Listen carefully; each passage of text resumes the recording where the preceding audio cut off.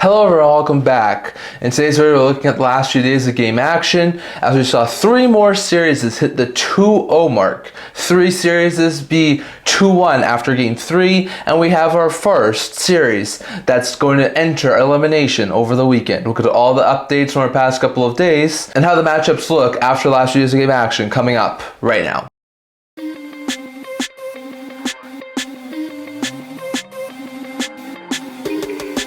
Hello everyone, welcome back to another video here at the End-to-End Hockey Channel. Before we get started, don't forget to like this video and subscribe below. Thank you for all of your support. I would never do this without you guys, so if you haven't already, don't forget to subscribe button down below and don't forget to comment down in the comment section below, so discussing all that I'll discuss in today's videos. In today's video, another game recap. We saw 7 games of playoff action over the past 2 days on Thursday and Friday. So lots of intriguing action that happened over that time frame. So here's all the scores and how it affected the playoff matchups as it sits right now. So back over on Wednesday, we saw the Washington Capitals score 3 unanswered goals, and after giving up the first goal of the game, we're able to take down the Montreal Canadiens 3-1 as they win both of the games in Washington, and they head to Montreal with a 2-0 series lead as the Canadiens fall into a 2-game hole. So that's not great stuff there for Montreal.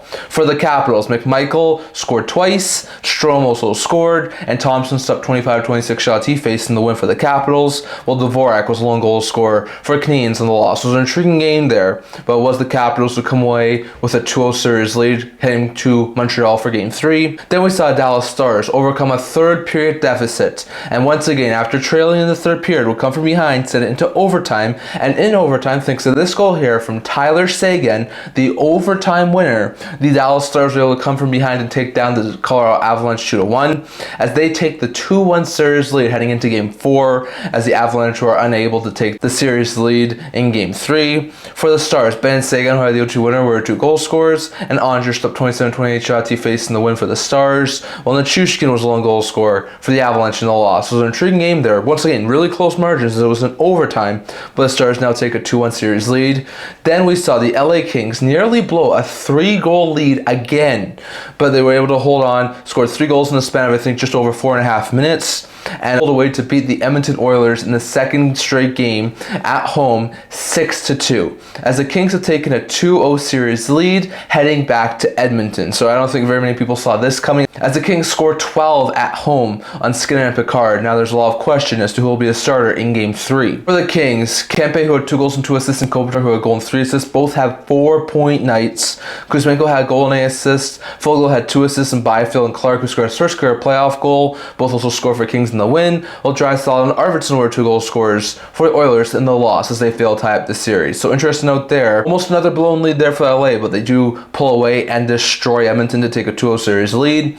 Those were the games we saw over on Wednesday. Going over to the forward, saw over on Thursday. First, we saw Florida Panthers open the scoring and shut out the Tampa Bay Lightning 2-0. Thanks to this goal here from Nate Schmidt. It was at the very beginning of the game. We're all Sportsnet, but Schmidt was able to open up with a 1-0 lead. They're going to empty netter. It was all they needed as they shut out Tampa 2-0 to take a 2-0 series lead back to Florida. So really good stuff there from Florida as they are looking dominant heading back home. For Florida, Schmidt and Bennett were 2 goal scorers, and Bobrovsky stopped all 19 shots he faced in a shutout win for the Panthers. So an intriguing game there, but Florida does come away with the dominant shutout victory. Then we saw Toronto Maple Leafs blow a third period lead again as Brady Tkachuk would tie it up late in the third period, but in overtime, once again this game went to overtime. That's back-to-back games now. Ottawa, Toronto's gone to overtime. In overtime, thanks to this goal here from Simone Benoit, a point shot around Sportsnet, was able to go in, pass all mark, and Benoit leads the Leafs to a 3-2 overtime victory,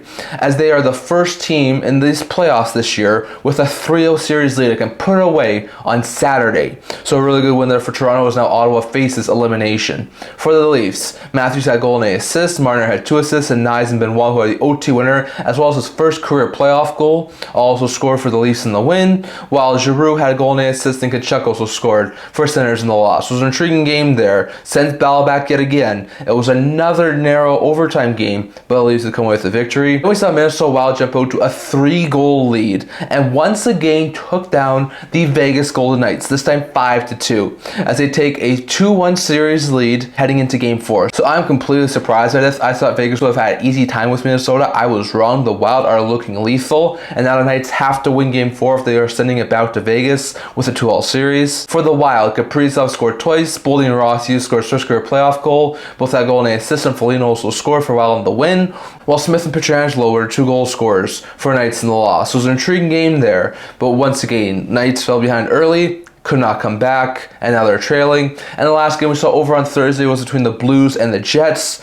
as St. Louis would open up a 3-goal lead in the first period, pulled away, and destroyed the Winnipeg Jets 7-2, as they now trail the series 2-1 heading into Game 4 back in St. Louis. So we'll see if they'll be able to tie up that series after entering into St. Louis with a 2-0 series hole. But man, bad game there from the Jets, and Connor Hellebuyck just could not find any sort of groove in this game and was pulled. So once again, bad stuff there from playoff Hellebuyck, but the Blues do absolutely obliterate the Winnipeg Jets.